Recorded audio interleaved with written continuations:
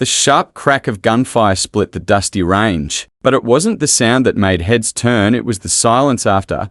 One shot dead center, a perfect bullseye. The range instructor froze, clipboard lowering as a hush swept through the small crowd. Precision like that wasn't common from a first-time visitor, especially not from her. She didn't look the part. A loose grey sweater hung from her thin frame, faded jeans, scuffed sneakers. Just another face you'd pass in a grocery aisle. Her dark hair was tied low, glasses perched simply on her nose, ordinary except for her hands, steady and shaking as if they'd carried more than just the weight of a pistol. The man in the next booth chuckled. "Beginner's luck," he said, loud enough for all to hear. She didn't answer, only loaded another round. The instructor stepped closer, clipboard pressed to his chest. "Ma'am, if you're done, we've got others waiting." A quiet breath escaped her. She wasn't done. She fired again. And again. Each shot landed with ruthless accuracy, the target paper surrendering to her dominance. Murmurs rose. "Who is she? Never seen her before." Someone scoffed, "Just some housewife,"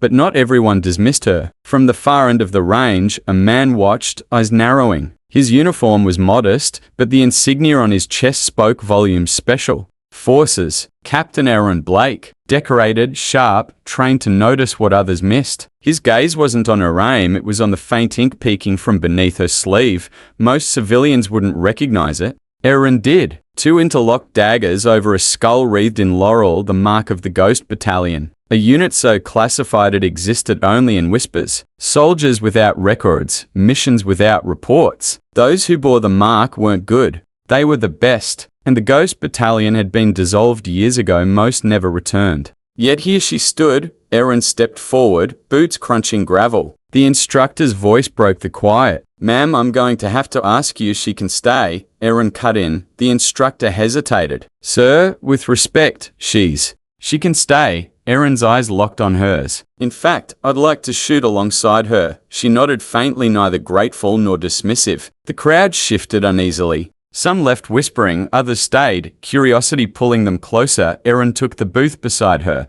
loading his weapon with ease, though his mind wasn't on the target. "You don't see many ghosts anymore," he murmured. She said nothing, just adjusted her stance.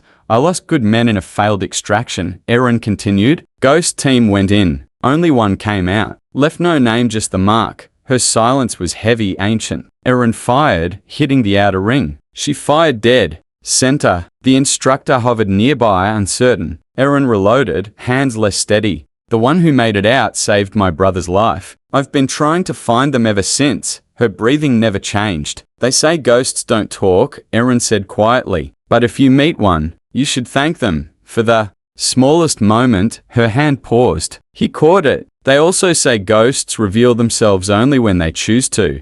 She finally spoke, voice like quiet steel. "Stories grow in silence. Truth gets buried under them." Before he could reply, the man who had mocked her earlier returned, puffing his chest. "Lady, some of us are here to learn. You can't hog the booth all day." The instructor stepped in. "Sir, she know," the man snapped. "She's done." Probably some cop's wife bored out of her mind. He grabbed her elbow to move her aside. Her eyes stayed calm. Her feet didn't move. Aaron clenched his jaw but held back, watching. "Move along, Grandma," the man sneered. Her sleeve slid just enough to reveal the full Ghost Battalion mark. Aaron's pulse jumped. The man didn't notice, too busy shoving Dot in one fluid motion. She twisted free, stripped the pistol from his belt, and leveled it at him, expression unchanged. Aaron lifted a calming hand. "Easy." She ejected the magazine, handed the pistol back. "Grip first. Keep your weapon holstered until you're ready to carry the weight of it," she said softly. "You don't know what it costs." The man flushed deep red and stormed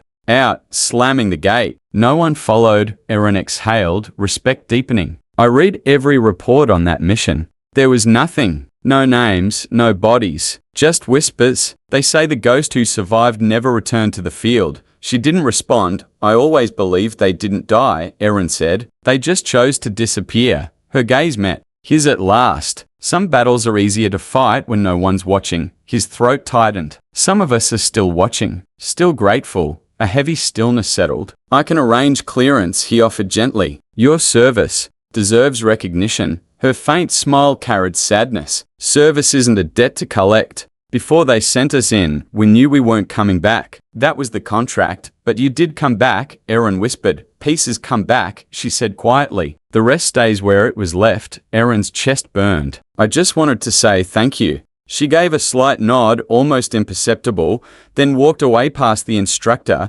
past the silent crowd, leaving only the echo of her steps. Erin watched her go, a lump in his throat. Around him, whispers rose. Who was she? Just some old lady. Probably got lucky, but Erin knew better. The Ghost Battalion lived in shadows, unseen, uncelebrated. Their victories silent, their sacrifices hidden. And sometimes they still walked among ordinary people, carrying the weight alone. Erin picked up his bag, gratitude settling heavy on his shoulders. His brother was alive because of her. He didn't know her name, but he would remember the mark. And the lesson, keep your weapon holstered until you're ready to carry the weight of it. Some carry the weight, some carry the stories, and some just carry on. There are people among us who've fought battles we'll never know. They walk quietly not because they're weak, but because they've already seen enough to never need to prove themselves. Again, respect isn't earned in noise. It's revealed in silence. If this story moved you, tell us in the comments where you're watching from, and have you ever met someone who seemed ordinary until you realized they carried something extraordinary?